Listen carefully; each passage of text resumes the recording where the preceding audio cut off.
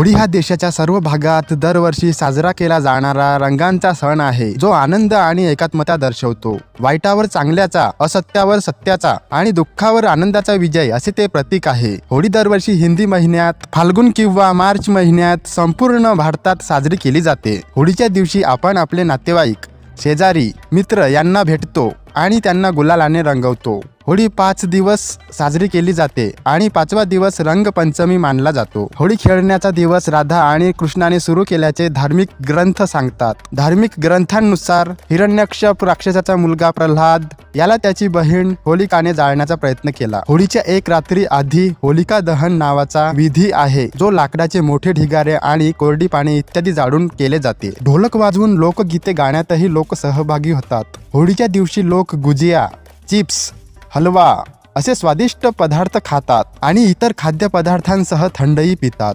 होळी हा रंगांचा सण आहे, ज्यामध्ये प्रत्येक रंग एक विशेष भावना प्रदर्शित करतो. मुले पिचकारी किंवा वॉटरगन वापरून उत्सवाचा आनंद घेतात आणि एकमेकांवर पाण्याचे रंग फेकतात.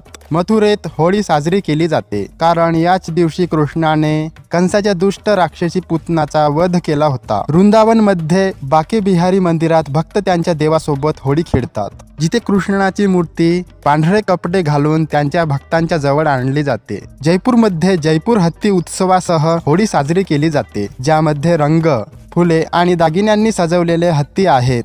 उत्तराखंडमध्ये लोक खारी होळी, बैठकी होळी आणि महिला होळी साजरी करतात, जी रंगापेक्षा लोकगीते आणि नृत्यांनी साजरी केली जाते. पश्चिम बंगालमध्ये राधाकृष्णाच्या मूर्तीची पूजा करून आणि त्याभोवती नृत्य करून होळी ढोल पौर्णिमा म्हणून साजरी केली जाते. होळी हा भारताचा सण नसून आजकाल तो जागतिक सण बनला आहे, कारण ते प्रेम आणि एकता पसरवते. भारतात आलेल्या परदेशी लोकांनाही होळीचा सण आवडतो.